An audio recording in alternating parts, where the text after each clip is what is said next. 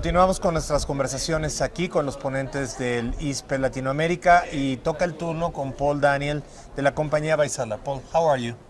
I'm very good, thank you. So, Vaisala is a very known company by the measurement of things. What was your presentation today? And Vaisala has been measuring things for over 85 years. It was weather. We invented high altitude weather measurement, and we've gotten so good at measuring in that chaotic environment, we realized we were really good at measuring controlled environments. So we have a product which is a monitoring system for controlled environments for pharmaceutical manufacture. But because we're dealing with the ISPE, we're dealing with pharmaceuticals. And data. Yeah, any system needs to be validated, and the core goal of validation is to protect the integrity of the data. So I presented on data integrity today.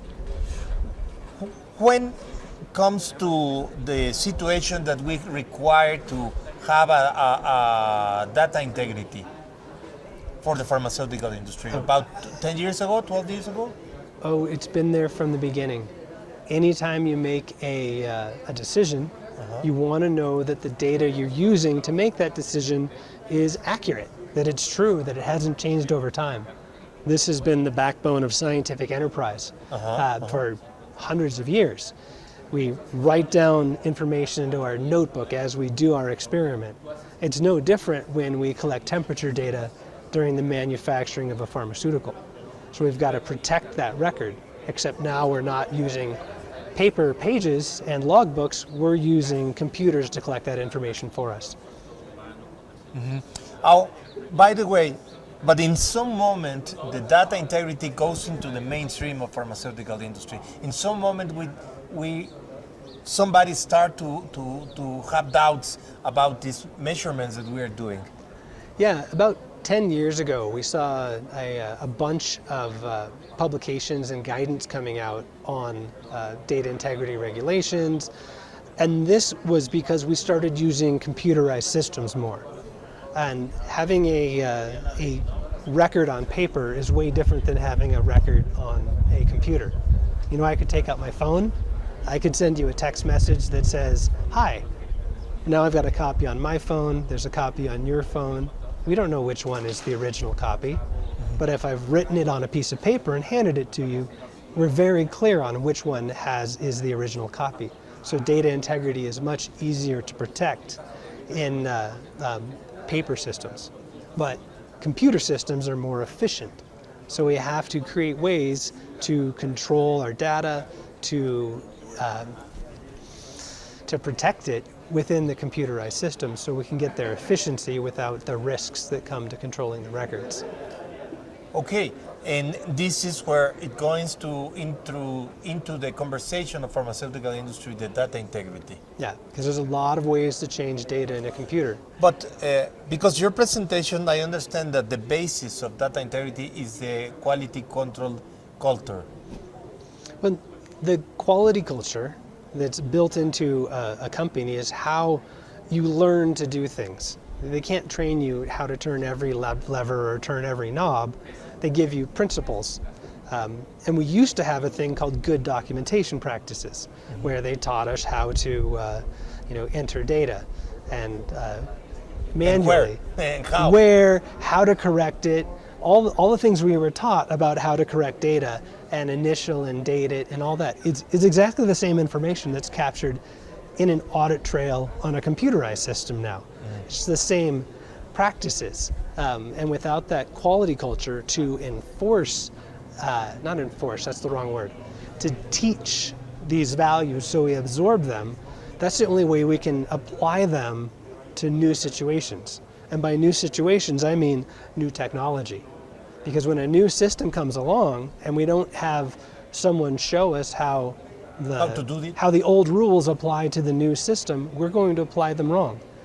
I used the example of cell phones and mobile phones in my presentation. Great example, by the way. Because people will be driving while texting because they haven't learned that that's a bad idea because the technology just arrived.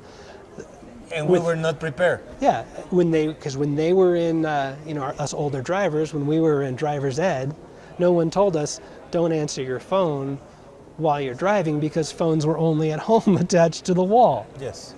Yes. So the rules, the laws, the regulations, the guidance all needs to adapt to the new technology. And computers have been changing so fast that we need to know how to apply our old rules that have been there for 100 years and are important and have kept us safe and have maintained the quality of our products. But how do we apply those to new situations, new tools, and new technologies? And how do the devices of Vaisala help to the pharmaceutical industry to do this? And we provide accurate measurements. And because we both make the devices and we make the system that collects the data, the elements already natively communicate with each other. And we can test that to a high degree before we ship the system or the software out. Whereas if you had bought your sensor and your software from two different people, you'd have to do custom programming to make them speak, and you've got a bunch more things you need to test. So by buying it all from one manufacturer who makes a product that you can't change its function, you reduce the amount of validation testing necessary so you can get a quality, high-functioning system that's reliable without having to do a lot of extra testing work. And how about when you go to a plant that have several kind of devices already there, and you have to acquire that data and to... Is it possible to do that? Because normally in Latin America we'll have different kind of sensors and different kind of companies providing information, and there's the necessity of acquire that and organize that. So for situations where someone has a legacy instrument, yes, they already have something they know how to use and they want the measurements from, instead of piping that directly into our database and through some custom interface, we have data loggers that specifically accept electronic inputs, like 4 to 20 milliamps, analog inputs. So we can wire your sensor into our data logger, and once the data is inside our data logger, it's inside our system. And so the verification of data quality in that wiring comes out of the calibration process. So we don't have to validate it. So you're able to take your existing data source but bring it into a modern system where all the circuit board, programmed, computerized components are all from the same manufacturer. How you think it will be the pharmaceutical plant in 10 years, 15 years? How you think it's going to be? Well, in 15 years, I won't be thinking about it because I'll be retired. But let's imagine in 15 years, we're still going to have all the same humans. We're going to have the same medical needs. So we're going to need a lot of the same products. Because we get older. Yeah, there may be more older people. We'll have some new technologies around genetic therapies, but we're never going to get away from this requirement for temperature control. Or humidity control. Yeah, and measuring it. We might change the way we've measured it. We haven't changed the way we measure humidity in 50 years. It's gotten more accurate using the same technology, so I don't see a big transition there. I doubt we'll change the way we measure temperature. So that comes down to how we're going to change our computer systems. We're in the midst of a big change right now as systems transition from being server-based on-premise physical systems to being cloud-based. And so that change is already happening.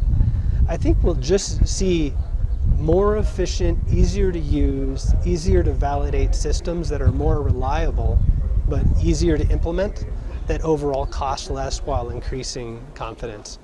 I think that's where it's going to go in the next 10 to 15 years. What will be your recommendation for somebody that want to start or increase this situation of data integrity in the pharmaceutical plant? Well, I'd say read the regulations, but those are known to be kind of boring, kind of dry. Probably come to something like this, an ISPE event. Mm-hmm. A lot of the information that is shared at events like this gets recorded.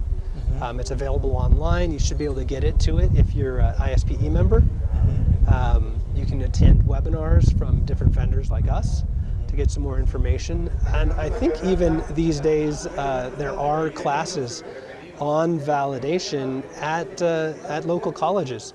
So you could probably take a few classes if you want to increase your competency in those areas. Well, thank you for your time, Daniel. It was my pleasure. Thank you. Gracias, muy amable. Nos vemos la próxima.